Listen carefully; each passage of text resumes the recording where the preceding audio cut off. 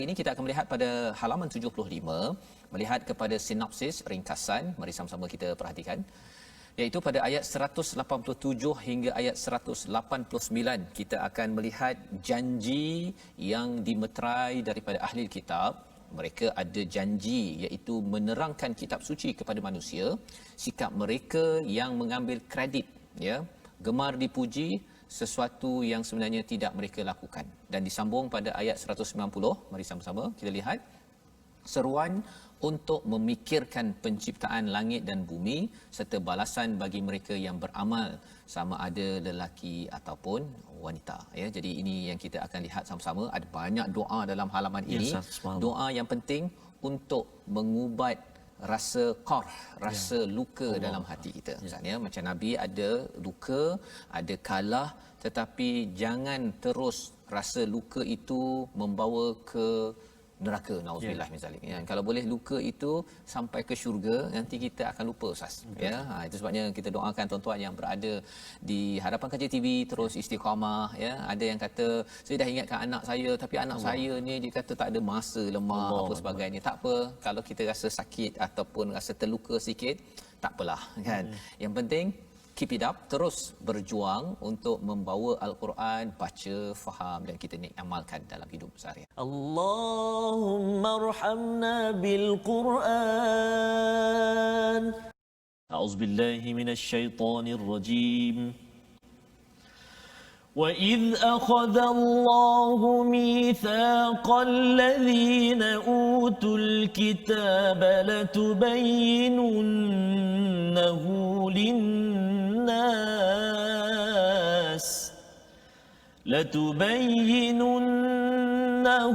لِلنَّاسِ وَلَا تَكْتُمُونَهُ فَنَبَذُوهُ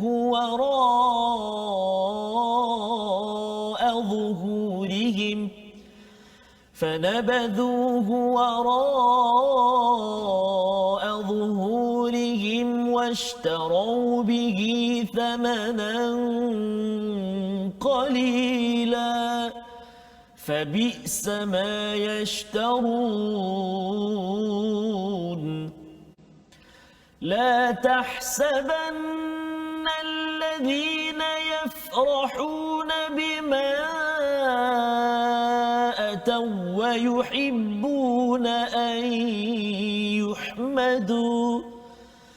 ويحبون أن يحمدوا بما لم يفعلوا فلا تحسبنهم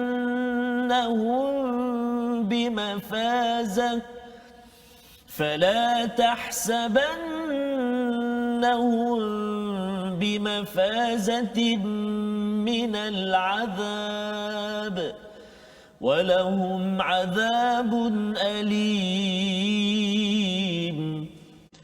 ولله ملك السماوات والأرض والله على كل شيء قدير إن في خلق السماوات والأرض واختلاف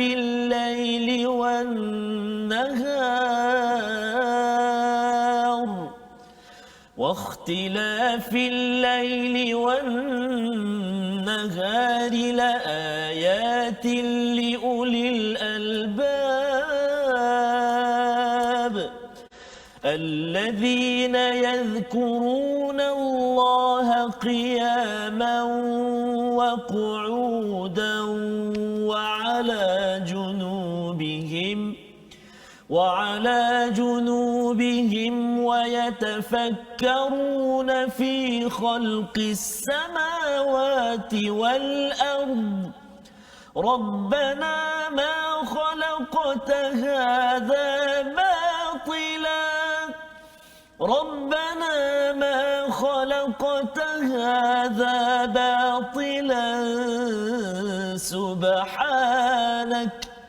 سبحانك فقنا عذاب النار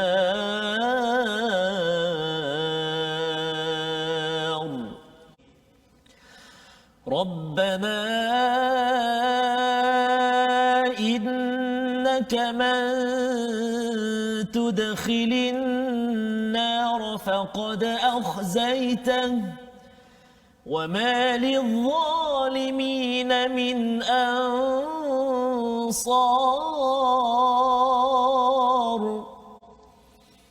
ربنا إننا سمعنا مناديا ينادي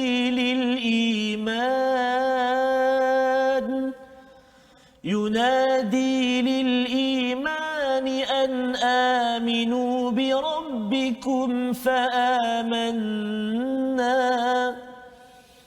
ربنا فاغفر لنا ذنوبنا وكفر عنا سيئاتنا ربنا فاغفر لنا ذنوبنا وكفر عنا سيئاتنا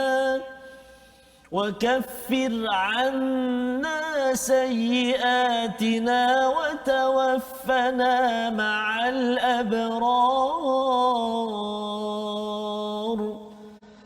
ربنا وآتنا ما وعدتنا على رسلك ولا تخزنا يوم القيامة إنك لا تخلف الميعاد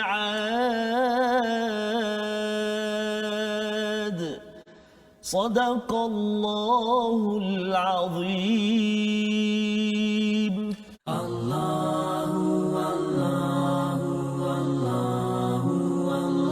Jadi kita sama-sama melihat kepada resolusi kita di peringkat akhir ini untuk kehidupan kita. Yang pertama pada ayat 187, sebarkan Al-Quran. Jangan sembunyikan tuan-tuan, walaupun kita ada sedikit kongsi-kongsi cara masing-masing, itu tanda kita ini sedang menempah syurga Allah. Yang kedua, buat kerja dengan sebaiknya dan jangan ambil pujian atas kerja yang tidak lakukan. Ya. Dan yang ketiga, berzikir dan berfikir untuk terus merasai dan meyakini kehebatan Allah agar hati kita bersih hingga Allah memberikan kita tempat yang bersih suci, namanya syurga Allah Subhanahu Wa Taala. Allah la ilaha illallah. Membawa kita kepada perkataan kita pada hari ini, mari kita sama-sama saksikan. Iaitu perkataan kita ialah bana ataupun bayana, yang bermaksud menjelaskan, ya. Lagi kita menjelaskan, lagi kita sedar tanggungjawab kita, diberikan kitab, kita jelaskan lagi. Cikgu kena jelaskan kitab Al-Quran walaupun mengajar geografi, carilah masa. Ya, ayah yang bukan ustaz pun kena cari. Tak pandai untuk sendiri, cari orang-orang yang boleh menerangkan, ya, ajak anak menonton Quran Time ke, ada program lain. Pasal apa? Pasal perkataan bayana ataupun tibyan ada kaitan dengan tugas utul kitab orang-orang terdahulu, orang yang diberikan kitab, dan kita yang mendapat kitab ada tanggungjawab ini. Ya, kalau kita buat perkara ini, insya-Allah kita akan sedar, janganlah puji kepada kita, tapi pujilah banyak-banyak kepada Allah. Dan ketika berjaya, puji Allah. Ketika kita tak berjaya pun, puji Allah. Sebabnya Allah memberikan panduan pada ayat 189 hingga ayat 194 bagaimana kita terus kuat bersama dengan Allah Subhanahu Wa Taala. Astaghfirullah innallah kana tawwaba. Dan seperti biasa juga dalam My Quran Time kita ini, kita kongsikan dengan para penonton sekalian asas-asas tajwid, kita ulang kaji barangkali dan kita pelajari, iaitulah yang kita nak kongsikan pada hari ini, makhraj al-lisan, iaitu antara perut bibir bawah dengan hujung gigi kacip tengah atas. Sekali lagi, antara perut bibir bawah, perut bibir bawah. Jadi tuan-tuan kat rumah pegang perut bibir bawah. Sentuh sikit perut bibir bawah, kan, dengan gigi kacip atas. Gigi kacip kan. Perut bibir bawah ni, gigi kacip ni. Jadi huruf apa? Huruf tengok tu, huruf kalau saya gigit ni. Fa. Sebab saya fa. Subhanallah. Sebab kalau anak saya belajar, kalau dia tahu itu fa. Betul betul. Ya, Salah betul. Okey, huruf fa. Ingat maknanya gigi kacik kita ni, gigi kacik depan ni dia sentuh perut bibir bawah. Ni. Fa. Sebab itu penting pagar. Pagar. Pagar. Tanpa pagar jadi apa Ustaz? Sebab Ustaz, ada sahabat-sahabat Al-Quran yang baca Quran, dia lupa nak pasang pagar jadi pa. Pa. Pa'amal lazipa. Oh, gitu. Jadi tak boleh baca pa. Pawailun. Nak fa. Maksudnya sekarang ni kita kongsikan tempat keluar dia. Sifat kita belum sentuh lagi. Ya, betul. Kan? Kita sentuh body dia dulu. Aksesori dia belum kita sebut lagi. Kita nak kongsikan tempat keluar huruf fa makhraj dua bibir. Maksudnya gigi kacik atas ni kena perut bibir bawah. Fa af fa fu fi. Contoh jadi boleh praktikkan dan boleh semak dengan Dia ada contoh tak fa yang silap Ustaz? macam contoh tadi fa tu dia tak ada angin, dia tak ada dan juga dia tak sentuh perut bibir ni. Dia jadi pa. Pa. Kalau macam nak contohkan dalam Al-Quran ni yang kita nak sebut banyak, antaranya ayat 191 kan, wa yatafakkaru tu baca. Okey. Wa yatafakkaru. Oh, itu ada kaitan dengan gigi tadilah. Ya betul Ustaz. Maksudnya wa yatafa. Wa yatafa. Jadi maksudnya kalau ada dengar imam yang macam wacak ya tafakkaru itu pasal terlupa lah tu. Jadi tak terlupa dan dia kena kenal pasti balik dan kena semak balik Masya-Allah ya. Jadi itu adalah huruf fa ya. Masya-Allah, itu cara kita menyebutnya. Itu tempat keluar Ustaz ya. Belum lagi sifatnya. Belum lagi. Ya, Kita akan jumpa bunyi macam mana keluarnya betul. apa semua tu Ada ya. apa sifat dia, berhamburan ke, berangin ke, apa semua kita akan bertemu di episod akan datang insya-Allah.